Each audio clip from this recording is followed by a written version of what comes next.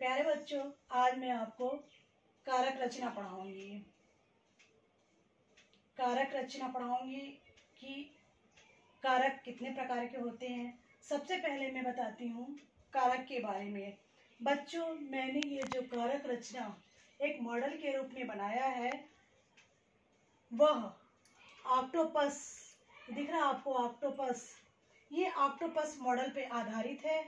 जिस प्रकार समुद्र में ऑक्टोपस अपनी अष्टभुजाओं के कारण, ये दिख रहा है आपको, अष्टभुजाओं के कारण शक्तिशाली जीव होता है, उसी प्रकार व्याकरण खंड में भी कारक रचना अपनी अष्ट या आठ विभक्ति व चिन्ह के साथ बहुत महत्वपूर्ण होता है। आइए बताती हूँ कारक क्या होता है। कारक को इंग्लिश में केस कहते हैं और संस्कृत में क्रीदन कुडुल यानी करने वाला। कारक जो होते बच्चों, ये 8 प्रकार के होते, मैं आपको क्रमशः बताऊंगी। और कारक चिन्हों को हम परसर्ग भी कहते हैं। अभी आगे आपको पूरे चार्ट के माध्यम से समझाऊंगी कि चिन्ह क्या होते हैं। और कारक शब्द और सर्वनाम शब्द होते हैं। ये वाक्यों में जब आप पढ़ते समय संज्ञा और सर्वनाम उस वाक्य में नजर आते हैं। हर एक संज्ञा या हर सर्वनाम उस वाक्य लिए प्रयोग नहीं होते, बल्कि ये अलग अलग कार्यों के लिए ध्यान में रखकर प्रयोग किया जाता है। साथ ही जिसका संबंध क्रिया के साथ जिसका संबंध, उसे हम कारक कहते हैं। आइए मैं आपको समझाने का प्रयास करती हूँ एक चार्ट के माध्यम से। ये हमारा कारक, कारक को इंग्लिश में कहते हैं केस, क्रीदंडुल संस्कृत में कहते हैं क्रीडुल, करने वाला। तो कारक शब्द जो है संस्कृत की क्री धातु से बना है। इसमें पढ़ते हम विभक्ति, कारक, चिन्ह या पहचान। विभक्ति इसमें दिया प्रथमा विभक्ति का कर्ता ने, ये चिन्ह आ गया। द्वितीय विभक्ति कारक कर्म, चिन्ह आ गया को। तृतीय विभक्ति कारक हुआ करण, चिन्ह हो गया से के द्वारा। चतुर्थी विभक्ति कारक है संप्रदान, चिन्ह है के लिए। पंचमी विभक्ति कारक है अपादान, से अलग होने में। षष्ठी विभक्ति संबंध का, की, के, रारी, नानी, ने। सप्तमी विभक्ति का कारक होता अधिकरण, चिन्ह होता में पर। संबोधन, संबोधन है अष्टम विभक्ति संबोधन है, हो, अरे।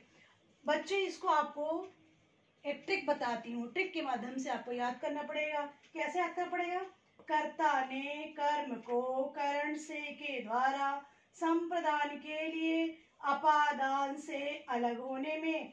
संबंध का, की, के, रारी, नानी, अधिकरण में पर। संबोधन है, हो, अरे। ये बच्चों आपको ट्रिक याद करना पड़ेगा। ये ट्रिक आपने याद कर लिया तो कारक को समझना बहुत सरल और आसान तरीका है। आइए मैं आपको बताती हूँ कारक के बारे में। कारक जैसे बताया मैं 8 प्रकार के होते, कर्ता कारक, कर्म कारक, करण कारक, संप्रदान कारक, अपादान कारक, संबंध कारक, अधिकरण कारक और संबोधन कारक। ये 8 कारक होते हैं। चलिए अब शुरुआत करते हैं हम कारक की परिभाषा। कारक की परिभाषा है संज्ञा अथवा सर्वनाम के जिस रूप से क्रिया के साथ उसका संबंध ज्ञात हो उसे हम कारक कहते हैं। इसे पहला कारक है कर्ता कारक। कर्ता कारक का चिन्ह होता है ने, प्रथमा विभक्ति है कारक। तो इसकी परिभाषा देखते हैं हम। संज्ञा या सर्वनाम के जिस रूप से क्रिया के कार्य करने वाले का बोध हो उसे हम कर्ता कारक कहते हैं। कर्ता कारक का चिन्ह होता है ने। अब इसका उदाहरण भी देख लेते हैं हम कर्ता कारक का। दिव्य ने आम खाया, तो इसमें कर्ता कौन हो गया? दिव्य। दिव्य ने क्या खाया? आम खाया।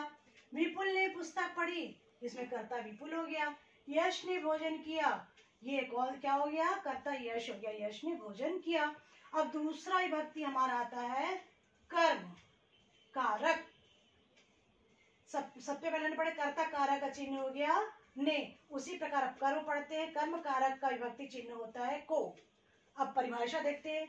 कार्य जिस पर हो रहा हो वह कर्म कारक कहलाता है। यह सामान्यतः को चिन्ह के नाम से पहचाना जाता है।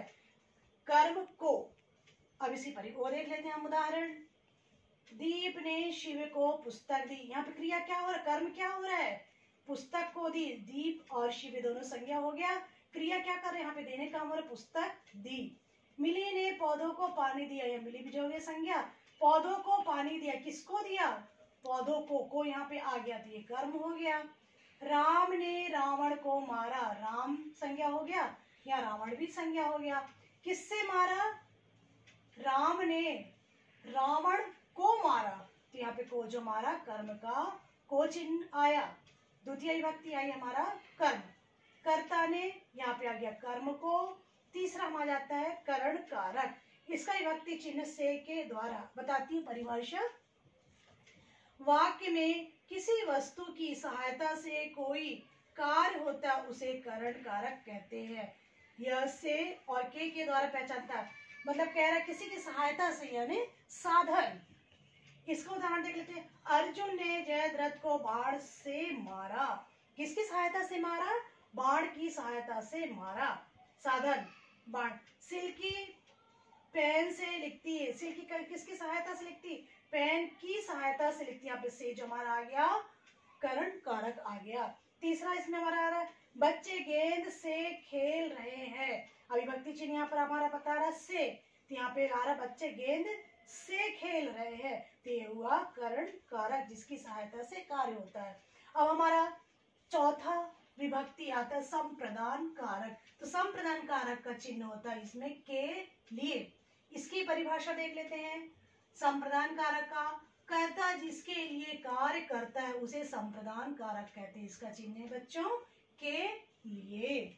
इसका उदाहरण देख लेते हैं। मैं तुम्हारे लिए पुस्तक लाई, किसके लिए लाई पुस्तक, मैं तुम्हारे लिए। इसका चिन्ह क्या बना संप्रदान का, के लिए।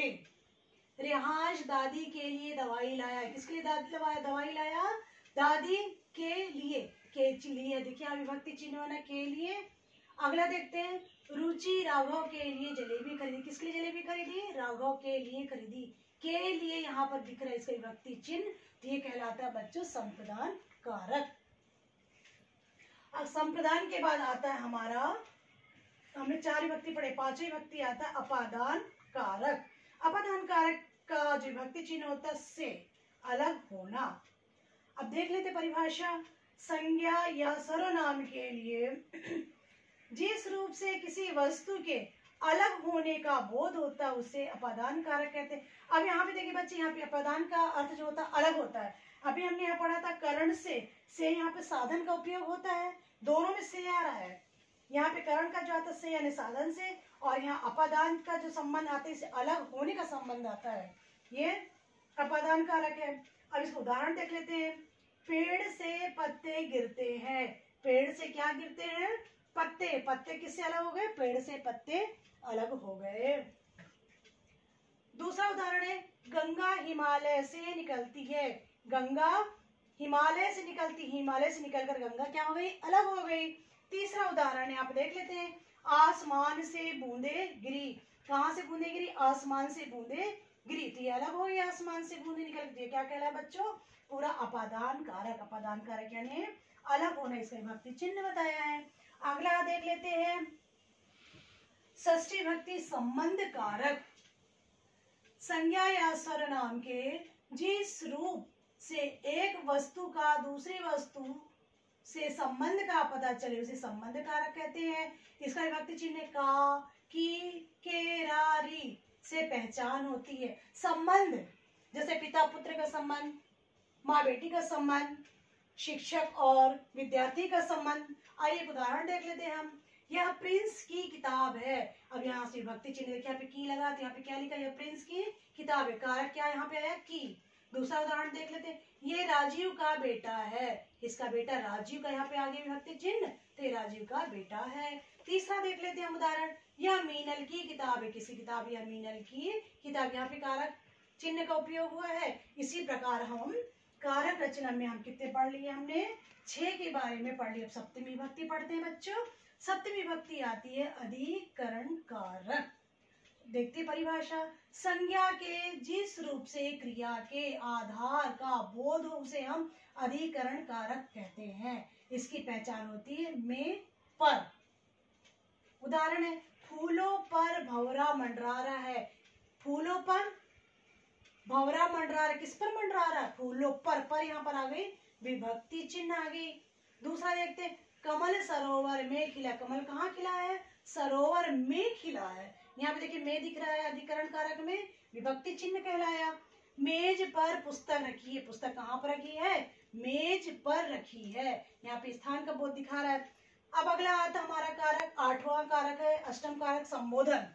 संबोधन कारक संज्ञा या सर्वनाम के जिस रूप से बुलाने या पुकारने का बोध होता है उसे हम संबोधन कारक कहते हैं। इसका चिन्ह होता है हे, अरे, ओ।